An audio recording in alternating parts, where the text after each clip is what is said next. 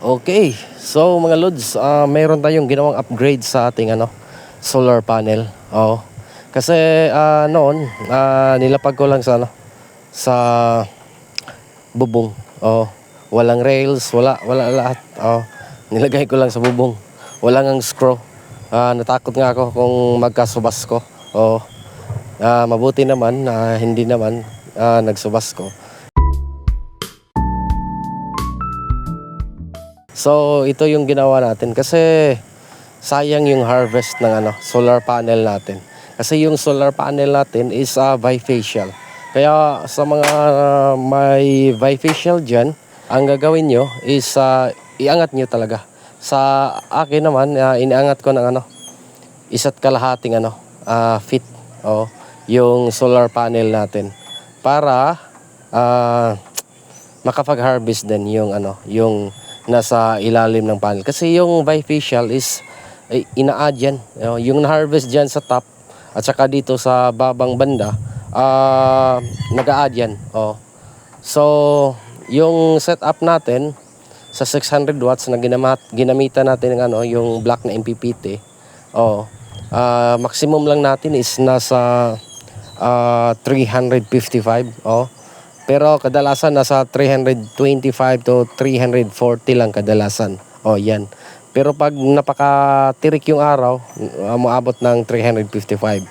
So, tingnan natin kung mayroon bang improvement talaga pag iangat yung bubong or yung solar panel natin sa bubong. So, tingnan natin ha. Okay. Dati yung solar panel natin, nilagay ko lang diyan sa bubong. So ngayon inaangat na namin ng 1.5 feet or 18 inches. Yan So medyo matibay-tibay na rin. DIY rin naman yung ginagamit namin, tubular. Kasi walang nagbibenta dito sa amin ng solar rail. Tas medyo mahal din yung solar rail. So ginawa namin tubular na lang, pero I'm pretty sure na madali ang kalawangin. Lalo na nasa dagat kami, malapit sa dagat. Yun mangrove area na yan sa likod ng bahay namin. So, sana umabot ng kahit 2 taon. 2 taon or sabihin na natin kahit kung umabot ng 3, mas maganda na. Pero expected ko yan is 1.5 to 2 years para makapag-ipon naman tayo ng pambili ng solar rail. Kasi wala pa tayong pera pambili. Yan kinalawang na rin. Mga 8 buwan ata. 7 o 8 buwan na yung natin. Yung solar na DIY din natin na stand. Yan yung dalawang natin. Dalawang 200 watts. Tsaka dyan, dalawang 600 watts. Yan ang paggagamitan natin ng Ilijoy. Kaya kung may bifacial kayo, much better na iangat nyo. Kahit hindi bifacial, iangat nyo rin para may airflow. Hindi iinit yung panel natin.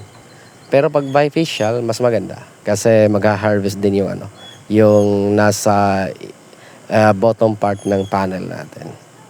So, tingnan natin mamaya, Lods, kung may improvement ba yung 355 natin. Kasi wala na talaga akong na i-record or nating na mas lumagpas sa 355. Kadalasan is 325 to 340. So, tingnan natin kung sa ganung paraan lalagpas ba. Bago natin palitan ng Ilijoy para din to sa mga sa gumagamit ng mga ganong controller, ganyan, yung black na controller. Yung may nakalagay na MPPT, pero hindi naman sabi nila hindi true MPPT. Pero naniniwala naman ako na hindi talaga yan true MPPT. Yan So, tingnan natin kung may improvement pa sa paglagay natin or pag-improve natin sa lalagyan ng ating bifacial na solar panel. Okay mga Lods, mga bandang 11 na ata ngayon, 11 ng umaga. Nakapag-harvest na tayo ng 367. 11:30 mga Lods. So dati hindi pa makapag-harvest ng mga ganun kalaki.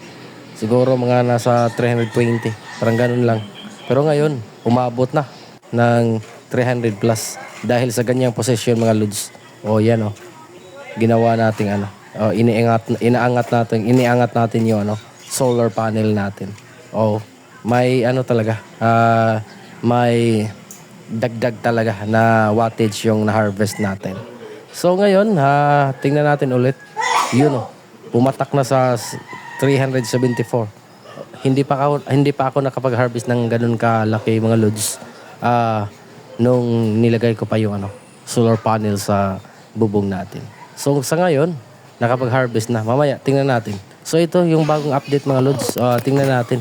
Pasensya na yung camera. Nasa 412. 412 to 15 yung na-harvest ngayon. Okay, so yun mga lods, nakita natin na malaki talaga ang improvement nung iniangat na natin yung ano, yung solar panel. Compared doon sa nakapatong lang sa bubong.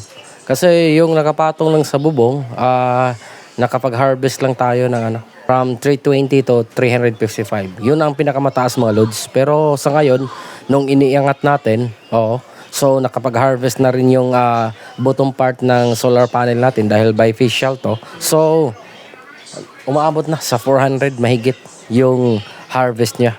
So malaki yung improvement. Nakapagdagdag siya ng ano, ng 50 plus 60 to 70 watts yung iniangat na natin. So yun mga lods, malaki talaga ano, malaking factor talaga yung ano, tamang paglagay ng ano, ng panel basta bifacial. Okay mga lods, so kung nakarating kayo sa puntong ito, makahingi sana ako ng ano, subscribe man lang at saka paki-like na rin ng video natin. At saka paki-comment kung ano yung ano natin. Kung may mali ba or may ma-improve ba sa ano natin, setup natin. Kasi ano, tumatanggap ako ng ano, mga sabihin natin criticism or kaya ano, yung mga suggestions. Kasi hindi naman tayo expert. Pareho-pareho lang tayong ano, natututo dito sa ano, pagsi-set up ng solar. So, maraming salamat mga lods sa pagpanood nyo ng whole video natin. Okay, bye-bye. Thanks for watching.